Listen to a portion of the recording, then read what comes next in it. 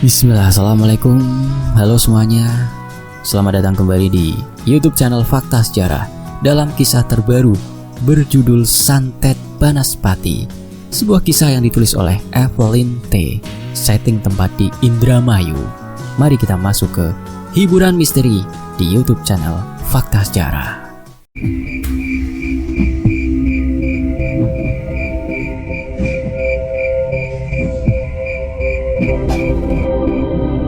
Nur, aku datang ke sini bermaksud mau menjual rumah ini, ucap Warto datar duduk berdampingan dengan istrinya.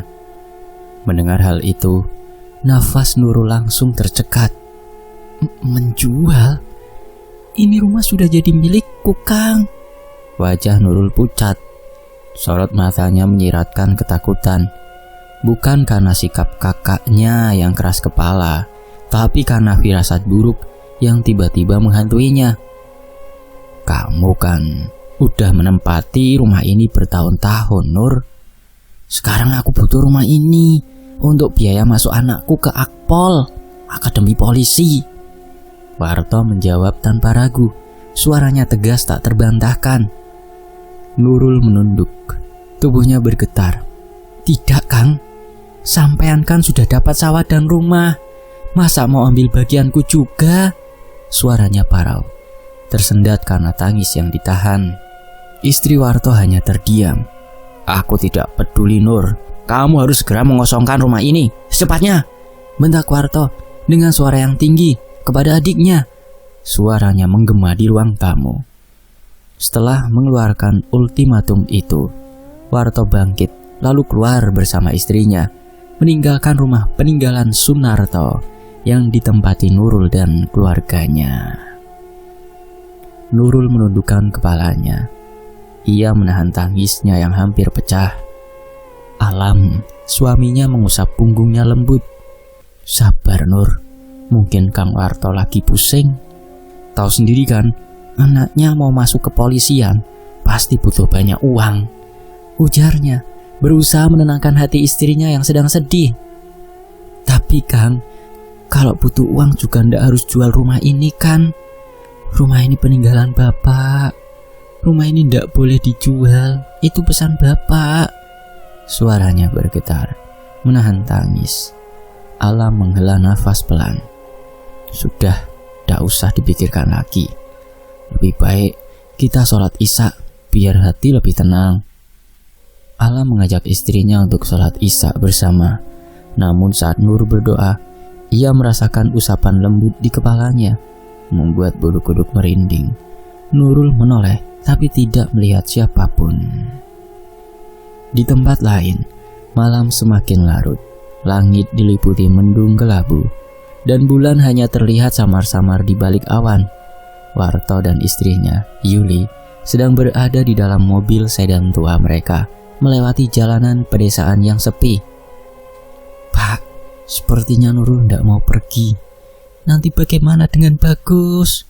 Bisa-bisa anak kita gagal masuk Akpol tahun ini, ucap Yuli dengan cemas. Kamu tenang saja, aku nggak mungkin tinggal diam. Sekarang lebih baik kamu ikut aku menemui seseorang, ajaknya. Mobil yang dikendarainya melaju dengan tenang di keheningan malam. Mobil terus melewati jalan setapak yang menanjak, melewati kebun bambu yang bergoyang. Suara gesekan batang bambu seperti bisikan makhluk halus. Suara hewan malam membuat suasana semakin mencekam. Pak, ini mau kemana sih? Kok jalannya sepi sekali? Apa sampean salah jalan, Pak? Yuli merasa resah melihat jalan yang dilalui sangat menyeramkan. Kamu tenang aja. Ini memang jalan menuju rumah Mbah Ireng, jawab Warto tanpa memandang istrinya. Di sisi kanan, deretan pohon berdiri berjajar menjulang, sedangkan di sisi kiri, hanya jurang gelap tak berujung. Ia tidak mau kalau sampai fokusnya hilang dan terjadi sesuatu yang tak diinginkan. Setelah menempuh perjalanan sekitar 40 menit, akhirnya sampai juga di sebuah pondok kayu yang kecil. Tak ada rumah lainnya, hanya deretan pohon besar dan bambu yang saling bergesekan. Pondok kecil itu terlihat sudah sangat tua. Dari dindingnya yang terbuat dari anyaman bambu, tidak mampu menahan dinginnya angin malam.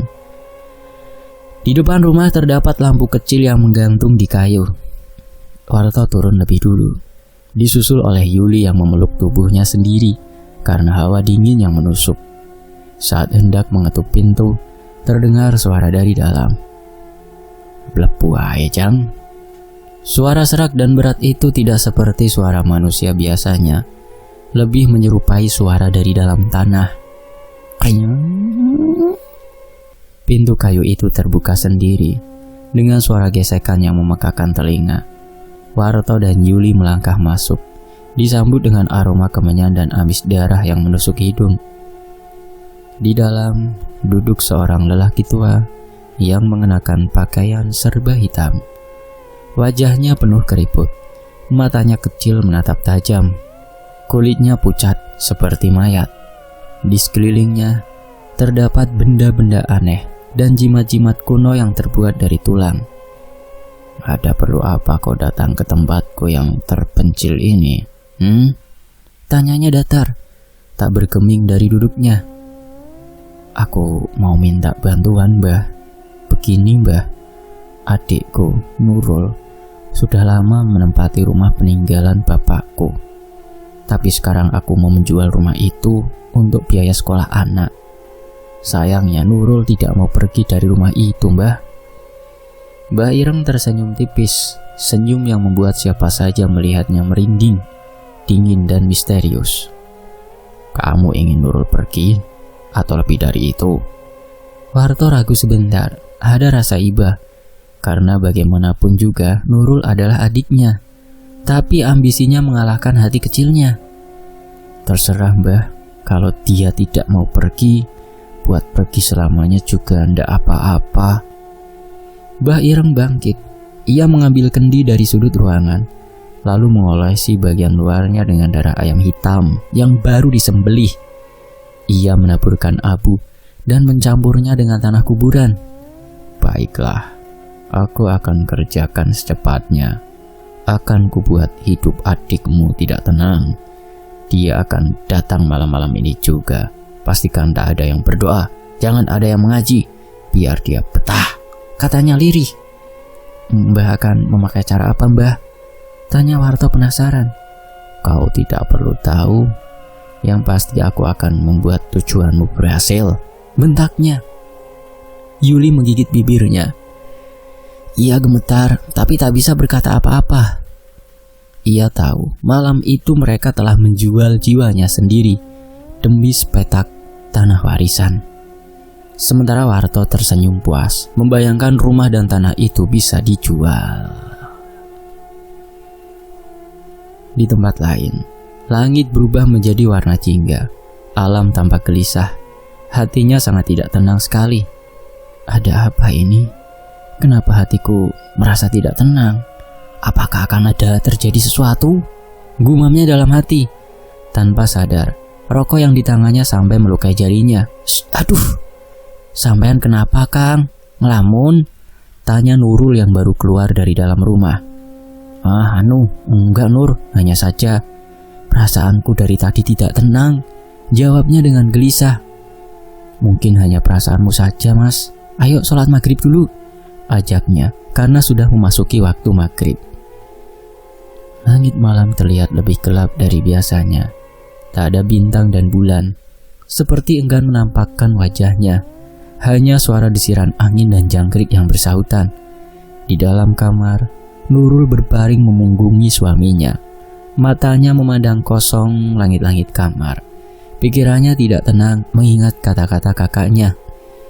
Alam belum bisa memejamkan matanya. Duduk bersandar di kepala ranjang. Hatinya masih belum tenang sejak sore tadi. Untuk menenangkan hatinya, Alam mengambil mushaf Al-Quran kecil lalu membacanya dengan sepenuh hati. Tapi tiba-tiba lampu kamar meredup, lalu kelap-kelip seperti mau mati. "Kang, kok lampunya aneh?" bisik Nurul pelan. Alam hanya mengangguk pelan. Ia belum berani bicara apapun karena belum pasti. Hanya saja jantungnya sudah berdebar lebih kencang. Tiba-tiba terdengar suara ledakan dari atap rumah. Buar! Ah, apa Kang? Seru Nurul sambil menutup telinganya. Alam menoleh lalu mendekati istrinya. Paling juga kucing Nur, tapi tidak terdengar seperti kucing berantem atau tikus yang sedang membuat sarang. Setelah suara ledakan, suasana menjadi hening kembali. Tak lama kemudian terdengar suara seperti ranting patah, lalu desisan dan hawa panas yang masuk ke kamar mereka. Sepertinya bukan kucing, Kang. Alam terdiam sejenak lalu beranjak dari duduknya. Aku cek keluar dulu ya. Jangan, Kang, kata Nurul sambil memegangi tangan suaminya erat. Aku takut. Alam memegang tangan Nur lembut, berusaha menenangkan istrinya. Setelah itu baru ia keluar kamar. Begitu pintu kamar tertutup, Alam merasakan ada yang berbeda di rumahnya. Udara terasa lebih berat dan suasana mendadak berubah sunyi namun menegangkan. Lampu di ruang tamu bergoyang perlahan, seperti sedang menari diiringi irama tak kasat mata. Setiap langkah yang diambil Alam memantul lirih di lantai, menciptakan gema yang anehnya tidak serupa dengan biasanya. Telinganya kemudian menangkap suara nafas berat, pelan namun jelas. Seolah-olah bukan hanya dirinya yang bernafas malam itu, melainkan seluruh rumah. Sesampainya di ruang tamu, Alam berdiri terpaku menatap jendela terbuka lebar. Seingatnya, jendela sudah ditutup dari sore. Kenapa jendelanya kebuka lagi? Saat tangannya meraih daun jendela, tiba-tiba angin bertiup dari luar, membuat tirai berwarna hijau itu mengenai wajahnya. Matanya terbelalak saat melihat bola api melayang dengan cepat menuju rumahnya. Astagfirullah ya Allah, gumamnya. Api itu bukan api biasa. Nyalanya membara seperti siap membakar apapun yang mengenainya. Warnanya merah jingga dengan semburat hitam. Di tengah-tengahnya tampak wajah yang sangat mengerikan, tanpa mata tapi seperti menyeringai. Bola api itu seperti menabrak atap genteng dengan kencang, membuat Nur menjerit dari dalam kamar. Alam langsung berlari ke dalam kamar. Ketika membuka pintu kamar, Nurul sudah berdiri di tengah-tengah ruangan. Wajahnya mendongak, matanya membelalak menatap langit kamar. Nur, kamu kenapa? Api, ada bola api, Kang. Suaranya gemetaran. Alam melihat ke atas tapi tidak ada apa-apa. Jangan mendekat. Nurul teriak ketakutan. Tubuhnya gemetaran melihat bola api yang berkobar membakar atap rumahnya. Bola api itu seperti memiliki lidah api yang panjang, menjulur membakar apapun yang ada di dekatnya. Melihat bola api itu mendekatinya, Nur kembali teriak dan berlari di tengah kamar. Alam kebingungan dengan sikap Nurul. Ia melihat ke atas dan sekeliling rumah.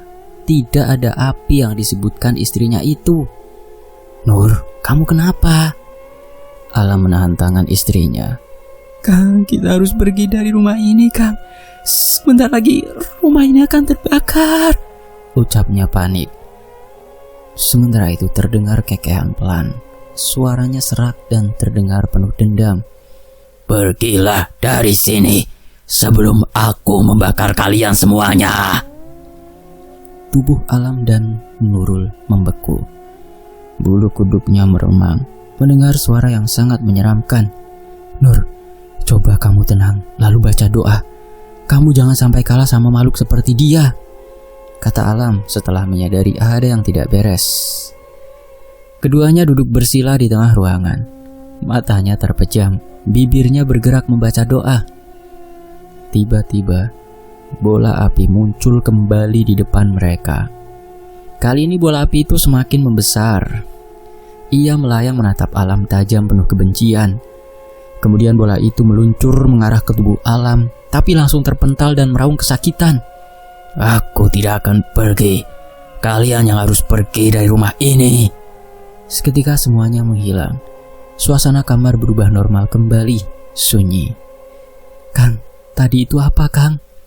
Banaspati, Dek. Di lain hari, malam kembali datang.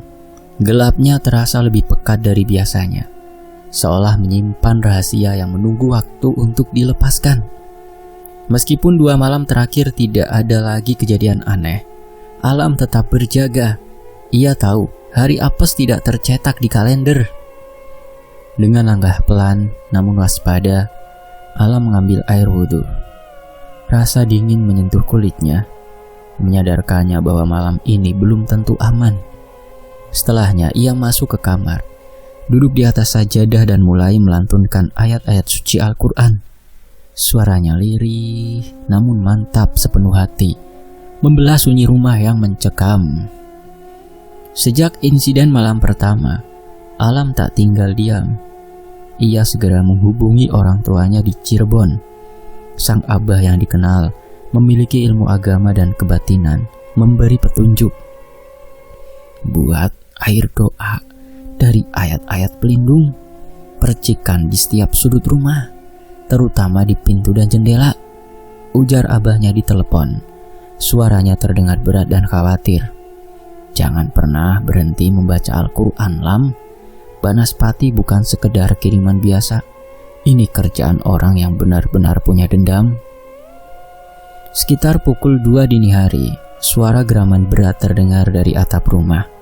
Bukan suara kucing atau hewan lainnya, melainkan suara yang dalam dan berat, seperti makhluk tak kasat mata. Bau anyir darah mulai masuk dari celah jendela. Alam merasakan hawa panas yang merambat pelan dari atap rumah. Bukan panas biasa, melainkan panas yang membakar seperti bara yang menyusup ke dalam dinding dan tulang.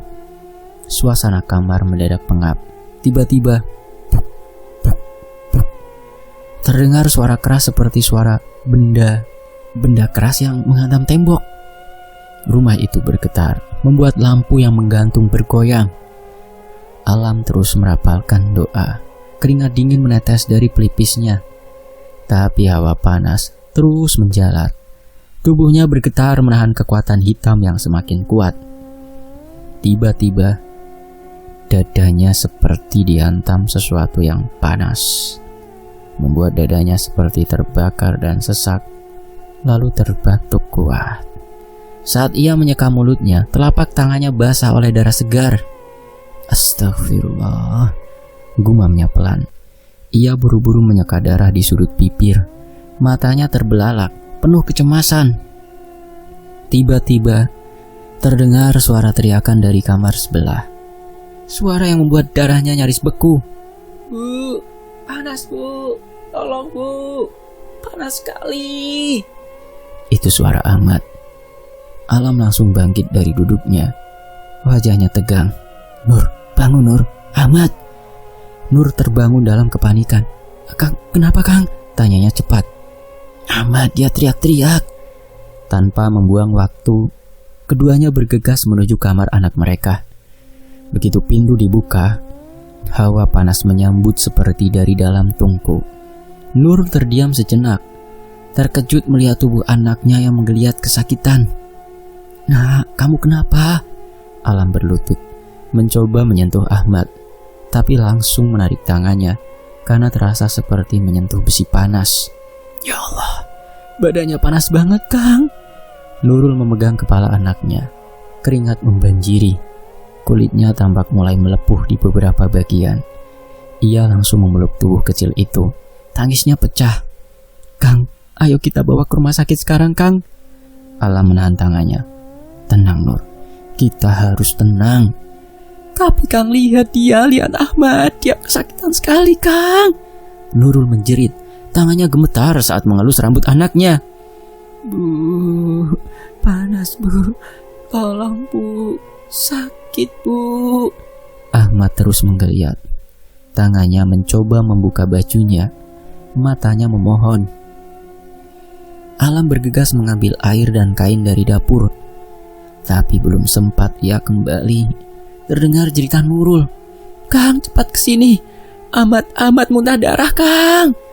Alam berlari secepatnya kembali ke kamar. Di depan matanya, Ahmad tengah memuntahkan darah hitam pekat ke lantai. Nurul menangis terseduh, tak tahu harus berbuat apa. Kita harus ke rumah sakit Kang sekarang juga, rengek Nurul histeris. Alam memejamkan mata sejenak, lalu dengan dingin berkata, "Tidak, ini bukan penyakit medis, Nur. Kalau kita ke rumah sakit pun, mereka tak bisa bantu." Ia lalu mengeluarkan ponsel dan menelepon seseorang. "Halo, Abah. Tolong, Bah, anakku Ahmad. Dia panas seperti terbakar dan muntah darah. Aku takut, Bah." Suaranya parau, menggigil. Dari seberang, suara ayahnya terdengar tenang. "Alam, kamu harus tenang. Buat air doa sekarang. Abah bantu dari sini. Besok pagi, bawa anakmu ke sini." Alam langsung menuju dapur, mengambil segelas air putih. Setelah mengambil wudhu, ia sholat hajat 2 rakaat dengan nafas tercekat, seolah malaikat maut sedang menunggu di sudut rumah. Usai sujud terakhir, ia membaca doa dan meniupkannya ke air. Sementara itu di kamar, Nurul masih berjuang. Ia mengelap tubuh Ahmad dengan air dingin, tapi kulit bocah itu mulai melepuh seperti terbakar dari dalam. Tangisnya semakin lirih. "Bu, aku gak kuat. Panas, Bu." Nurul memeluk tubuh mungil itu. "Kamu kuat ya, Dek. Ibu janji akan menuruti semua keinginan kamu. Jangan tinggalin Ibu. Kang, cepat, dia makin melemah, Kang." Alam datang membawa segelas air doa dan menuangkannya ke dalam baskom. Dengan penuh keyakinan, ia membaca ayat-ayat suci, lalu mencelupkan kain dan mengusap tubuh Ahmad. Gelembung-gelembung aneh muncul di kulit anak itu, tapi pelan-pelan raungannya mulai reda. Matanya terpejam, nafasnya kembali normal. "Syukurlah." Alam menarik selimut dan menutupi tubuh Ahmad. Nurul masih menangis sambil duduk di sebelahnya. "Kang, ini bukan sakit biasa. Apa ini banaspati kiriman Kang Warto?" bisiknya. Suaranya dipenuhi ketakutan dan duka. Alam menggenggam tangan istrinya. Matanya berat menatap Nurul. "Kita memang dikirimi santet, tapi aku tidak tahu pasti siapa yang mengirimnya." Nurul terdiam, hatinya hancur. Tapi nalurinya tahu, semua ini pasti ulah kakaknya sendiri. Sementara itu, "Kenapa, Kang? Setelah kemarin gagal membuatku celaka, sekarang kenapa anak kita yang jadi sasaran? Kenapa Kang Warto bisa setega itu pada adiknya sendiri?" bisiknya sambil menahan isak. Alam menggeleng pelan. "Jangan suudzon. Belum tentu kakakmu. Yang pasti, kita harus kuat, Nur. Terus berdoa." Nurul menemani Ahmad sambil terus membaca ayat suci Al-Quran. Sementara Alam duduk bersila di dekat ranjang. Bibirnya terus berdoa meminta agar diberikan perlindungan dari kekuatan jahat. Di luar rumah, angin berhembus kencang, disertai suara geraman dari balik pepohonan. Dan di kejauhan terdengar tawa panjang yang melengking. "Ya Allah." Nurul memeluk anaknya sambil terus melafalkan zikir. "Aku periksa dulu," katanya, lalu membuka pintu kamar dengan perlahan. Lorong rumah tampak gelap, meski lampu menyala. Lampu-lampu itu seperti redup sendiri. Cahayanya tercekik oleh kehadiran sesuatu yang tak kasat mata. Udara dipenuhi bau gosong dan belerang. Dari balik kaca jendela ruang tamu, terlihat bola api besar melayang di udara. Bentuknya bulat, berwarna merah menyala dengan lidah api menjulur liar. Di dalam kobaran itu, samar-samar terlihat wajah penuh luka, dengan mata melotot dan gigi taring menganga. Alam berlari ke ruang depan, membuka pintu sambil mengangkat golok dan membaca ayat-ayat suci. Banaspati berhenti tepat di atas pagar. Makhluk itu menjerit nyaring. Suaranya seperti jeritan manusia yang dicampur dengan ringkikan kuda dan lolongan anjing. Semua bercampur jadi satu, sakit di telinga. Alam nyaris tak kuat berdiri. Saat itu pula, lampu di rumah padam, gelap gulita. Dan kemudian, lemari di ruang tamu roboh sendiri. Cermin di dinding pecah, memantulkan bayangan kepala melayang di atas perapian. Dapur mengeluarkan suara seperti panci dilemparkan satu persatu ke lantai, padahal tidak ada siapa-siapa. Baca ayat kursi, cepat! Teriak Alam dari ruang tamu. Nurul menangis. Tangan gemetaran sambil memeluk tubuh anaknya. Ia tak bisa membaca dengan lancar karena ketakutan. Tapi ia paksakan. Sementara itu, Banaspati mulai bergerak cepat ke arah rumah. Api di sekeliling tubuhnya berkobar lebih ganas. Atap rumah bagian depan mulai terbakar. Asap masuk ke dalam dan menghitamkan langit-langit. Mati kalian semua! Suara berat dan dalam terdengar dari udara, bukan dari mulut manusia. Lalu, pintu rumah tiba-tiba terbuka lebar, dan angin kencang menyapu masuk bersama api kecil yang menari-nari di udara. Alam melompat dan membacok ke arah api itu saat masuk dalam kamar. Namun goloknya malah terpental ke dinding. Sebuah benda hitam jatuh dari langit-langit. Bukan tikus, bukan kelelawar, tapi segumpal rambut dan kulit manusia. Masih basah dengan darah, jatuh tepat di atas kepala Ahmad. Nurul menjerit histeris dan terjatuh, membentur kaki ranjang. Suasana semakin kacau. Panci di dapur berterbangan. Tirai jendela mulai terbakar. Aroma menyengat seperti bangkai busuk menyebar ke seluruh rumah. Tepat saat Nurul pingsan karena terlalu ketakutan, suara adzan subuh dari musola kecil di kampung mereka terdengar sayu. Suara adzan itu seolah menghantam langit yang gelap. Perlahan, suara-suara aneh itu menghilang. Api mengecil dan padam sendiri.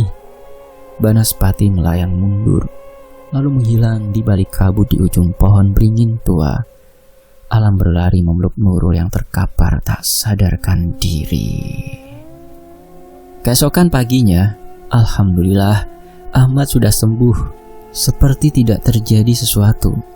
Kulitnya pun kembali normal, tidak seperti semalam yang merah dan melepuh. Meskipun begitu, Nur tetap membawa Ahmad pulang ke rumah kakeknya yang ada di Kabupaten Cirebon. Sesampainya di sana, Ahmad diobati oleh kakaknya. Setelah itu, Ahmad disuruh istirahat dulu. Sementara Nurul dan anaknya sudah menunggu Abah di ruang tamu. Bah, bagaimana sebenarnya? Apa yang terjadi pada Ahmad? Tanya Nurul tidak sabaran.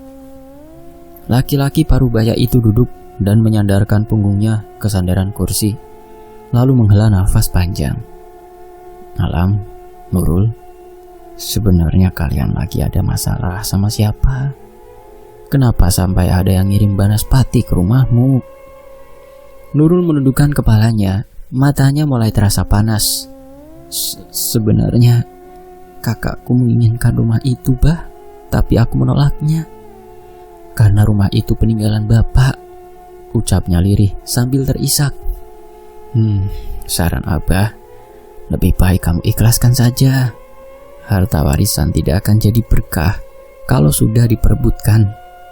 Kamu ngalah. Insya Allah, Allah ganti yang lebih. Tapi Bah, bapak melarang rumah itu dijual. Itu pesan terakhir bapak.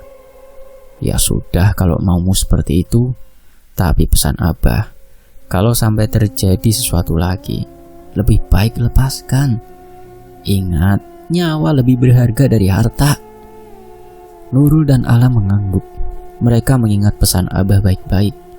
Setelah itu mereka kembali lagi ke Indramayu. Hari-hari berlalu tanpa gangguan. Kehidupan Nurul dan keluarganya tampak baik-baik saja. Tak ada yang mencurigakan. Bahkan malam-malam sebelumnya terasa biasa.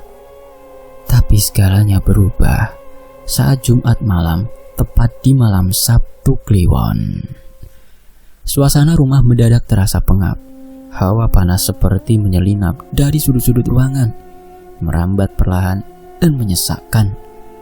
Nurul yang tengah menyelesaikan pesanan jahitan di ruang tengah mulai merasa tak nyaman. Telapak kakinya tiba-tiba panas, seperti dijilat api. Rasa itu menjalar cepat dari telapak ke betis, naik ke paha. Panasnya menyiksa. Nurul mencoba berdiri, tapi kedua kakinya tak bisa digerakkan. Kaku, seolah ada yang menahan. Ia limbung, dan tubuhnya roboh dari kursi. "Tolong!" teriaknya lirih namun penuh panik. Tak butuh waktu lama, Siti, tetangga sebelah, datang tergopoh-gopoh. "Nur, kamu kenapa?" serunya. "Kakiku, Ti, aku gak bisa gerak. Panas, kaku. Mungkin kecapean menjahit. Tolong bantu aku duduk." Siti buru-buru menopang tubuh Nurul dan membantunya duduk di kursi dekat mesin jahit. Ia berniat memijat kaki Nurul agar tak kram. Tapi saat tangannya menyentuh kulit Nurul, refleks, ia menariknya kembali. "Ya Allah Nur, panas banget kakimu," seru Siti terkejut. Ia pun menyingkap celana Nurul hingga betis, dan matanya langsung membelalak. Kulit kaki Nurul tampak melepuh, merah kehitaman, seperti luka bakar serius.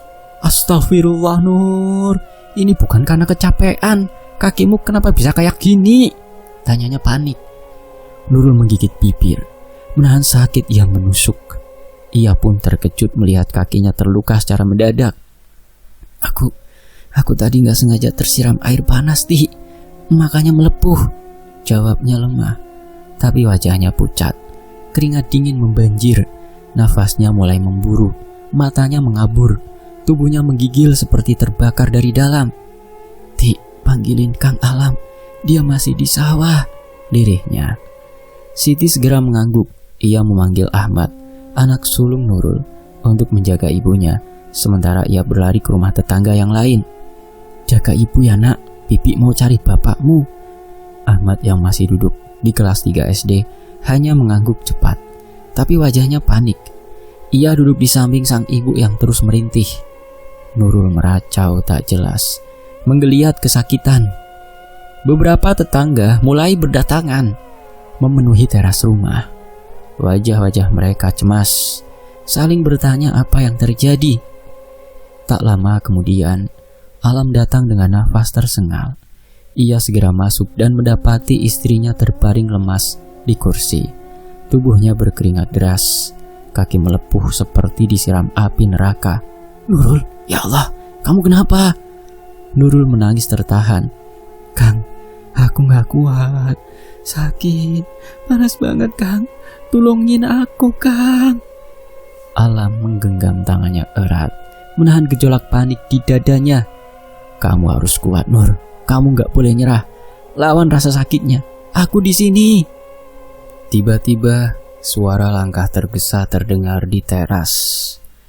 Pak RT datang sambil membawa kunci mobil siaga desa. "Lam, cepat bawa istrimu ke rumah sakit. Mobil siaga sudah siap di luar." Alam menoleh cepat. "Pak RT, siapa yang memanggil?" Siti yang baru saja kembali langsung menyahut. "Aku Lam. Maaf, aku ndak tega lihat Nurul kesakitan. Ini udah darurat, gak usah nunggu lama." Alam terdiam sejenak. Ia tahu betul, ini bukan penyakit biasa. Ini kiriman, santet. Mungkin ulah warto lagi. Tapi jika dibiarkan di rumah, Nur bisa lebih parah. Rumah sakit adalah pilihan terbaik sekarang. "Baik Pak, kita bawa sekarang," ucapnya mantap. Dengan bantuan para warga, Nurul dibopong perlahan ke mobil siaga. Tubuhnya lemah, namun matanya memohon pertolongan. Sepanjang perjalanan ke rumah sakit, Alam terus memegang tangannya, membisikkan doa dalam hati. Sesampainya di rumah sakit, tim medis langsung mengambil alih. Nurul dibawa ke ruang perawatan darurat. Setelah diberi tindakan, perlahan wajahnya mulai tenang. Rintihannya mereda. Rasa panas yang menyiksa itu perlahan surut. Malam itu, Alam terpaksa membawa Ahmad tidur di rumah sakit.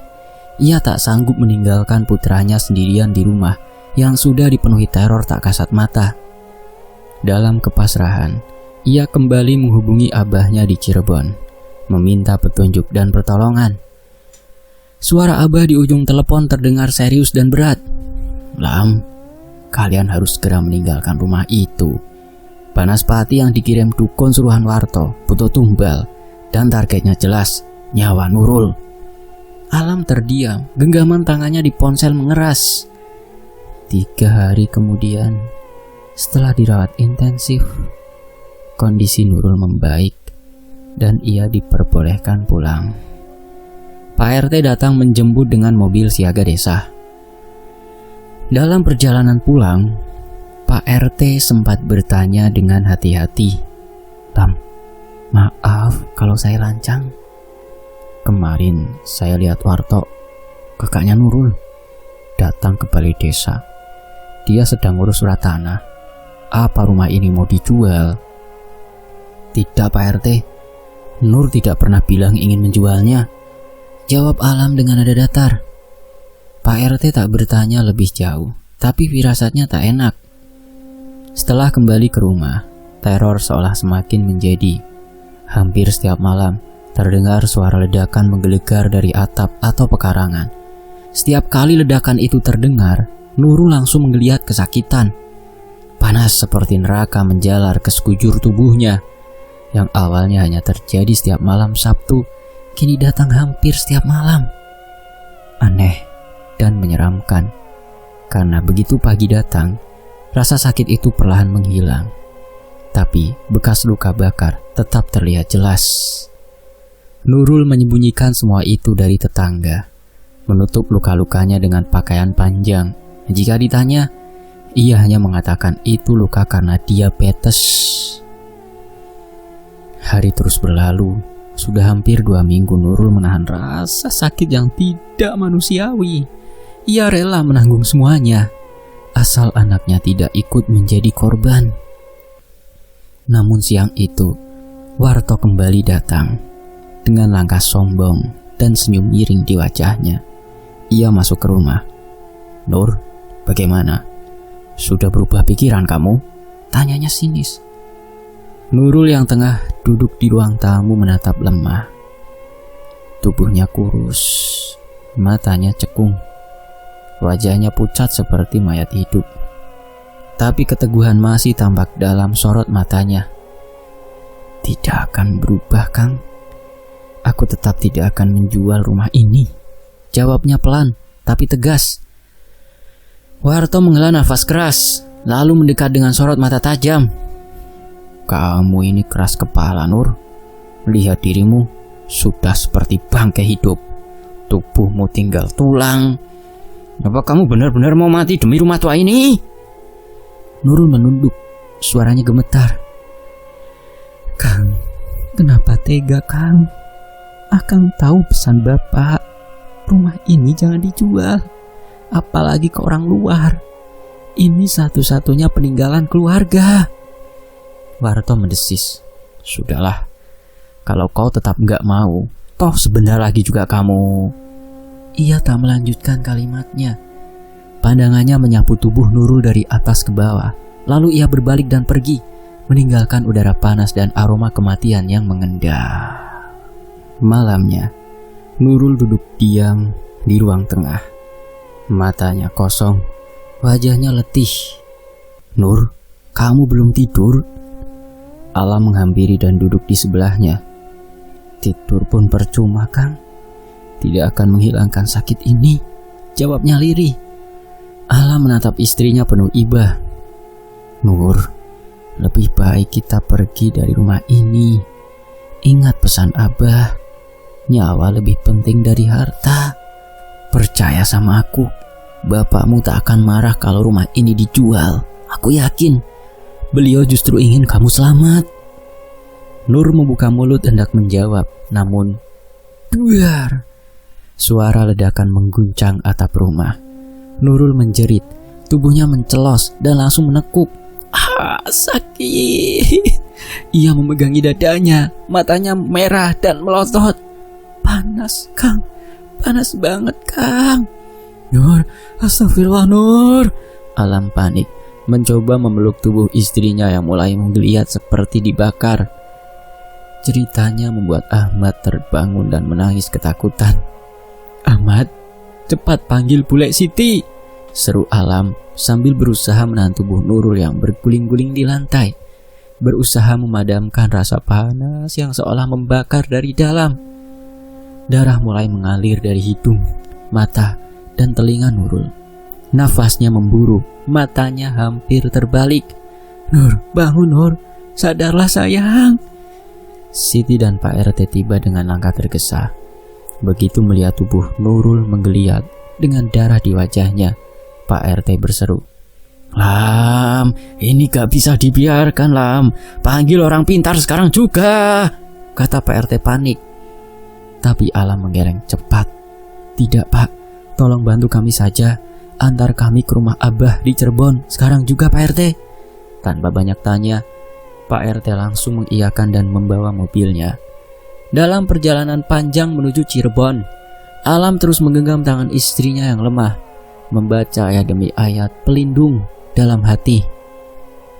Setibanya di rumah Abah, lelaki tua berjanggut panjang itu sudah menunggu di depan rumah. Matanya tajam menatap tubuh Nurul yang nyaris tak sadarkan diri.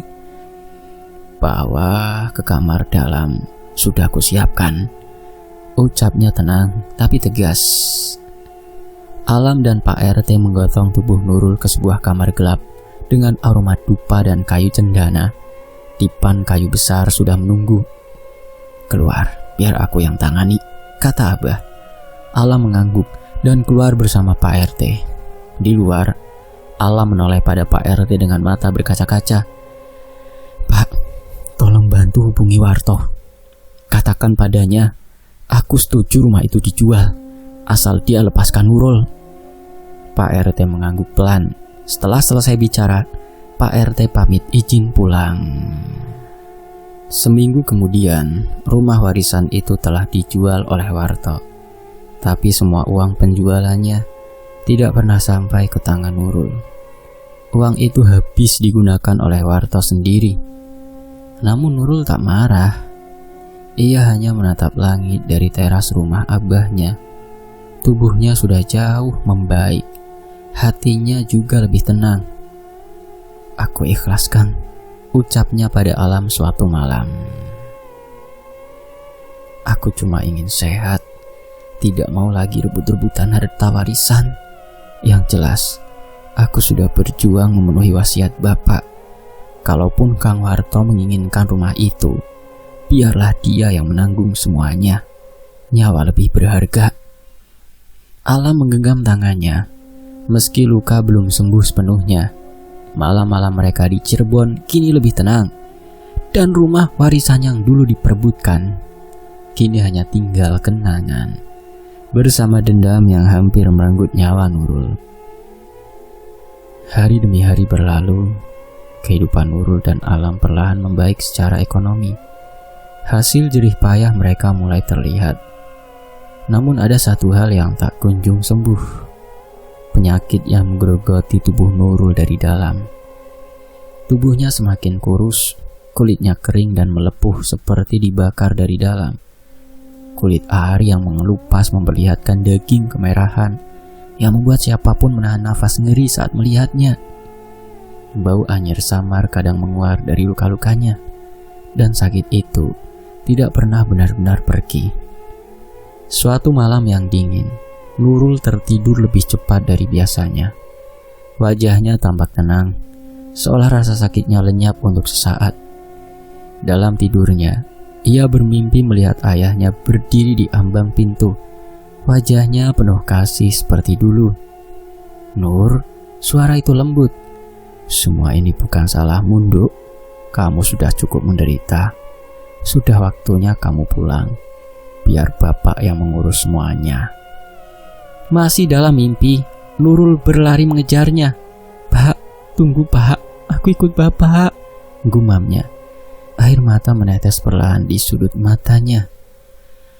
Alam yang tidur di sebelahnya sontak terbangun, merasa ada sesuatu yang tidak beres.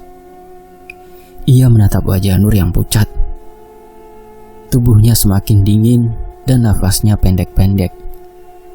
Panik, Alam langsung memanggil bapaknya dan Ahmad. Beberapa menit kemudian mereka tiba. Abah membawa air doa. Ahmad memimpin pembacaan surah Yasin. Suara mereka bergetar antara lantunan dan air mata. "Kang, titip Ahmad ya Kang," bisik Nur lirih, hampir tak terdengar. "Nur, jangan bicara. Ikuti kata-kataku. Asyhadu alla ilaha illallah wa asyhadu anna Muhammadar Rasulullah." Nurul menatap suaminya dengan mata berkaca. mengikuti apa yang diucapkan Alam. Kemudian tersenyum tipis dan menghembuskan nafas terakhirnya. Hening pun menyelimuti rumah itu. Hanya suara isak tertahan yang terdengar. Setelah pemakaman, Alam duduk menyendiri di teras rumah. Langit sore mendung, angin membawa aroma tanah basah yang menyakitkan hati. Matanya kosong menatap rumah yang dulu mereka perjuangkan bersama. Lam, sing ikhlas. Suara Abah terdengar dari belakang. Aja duwe rasa dendam, kabeh wis diatur Gusti Allah. Namun Alam menggertakkan rahang. Tapi Bah, aku gak terima. Nurul meninggal karena perbuatan mereka. Mereka yang membuka jalan bagi santet itu masuk, Bah. Mereka yang membiarkan Banaspati mengintai keluargaku. Abah meletakkan tangan di pundak Alam. Tenanglah nak, balasan mereka pasti datang.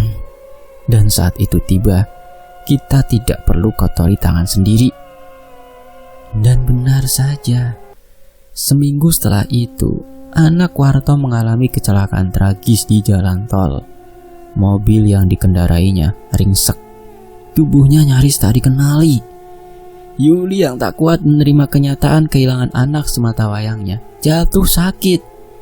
Hanya butuh 3 hari sebelum jiwanya ikut menyusul. Katanya karena serangan jantung. Tapi sebagian warga percaya itu karena jiwanya dihantui rasa bersalah. Orang yang membeli rumah warisan itu pun mengalami nasib serupa. Baru seminggu menempati, anak sulungnya meninggal mendadak di kamar mandi. Disusul istrinya yang ditemukan tak bernyawa di dapur. Dengan wajah ketakutan seperti melihat sesuatu yang mengerikan sebelum mati. Sang suami akhirnya meninggalkan rumah itu dan menghilang tanpa kabar. Kini Warto tinggal sendiri. Tidak ada lagi keluarga, tidak ada harta, tidak ada warisan. Yang tersisa hanyalah penyesalan dan rumah tua yang semakin menyeramkan. Rumah yang dulu jadi rebutan kini ditinggalkan terbengkalai.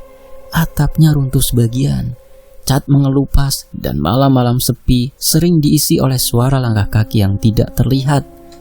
Tak ada yang berani membeli, tak ada yang berani menempati, karena mereka tahu rumah itu telah menjadi sarang kematian. Dan Banaspati masih di sana menunggu mangsa berikutnya bergerak liar setelah dipanggil Warto brengsek. Selesai. Demikianlah sebuah kisah, semoga bisa mengambil hikmah. Mohon maaf kalau ada intonasi yang kurang berkenan. Saya pamit. Wassalamualaikum warahmatullahi wabarakatuh. Sampai jumpa di kisah berikutnya hanya di Fakta Sejarah. Alhamdulillah.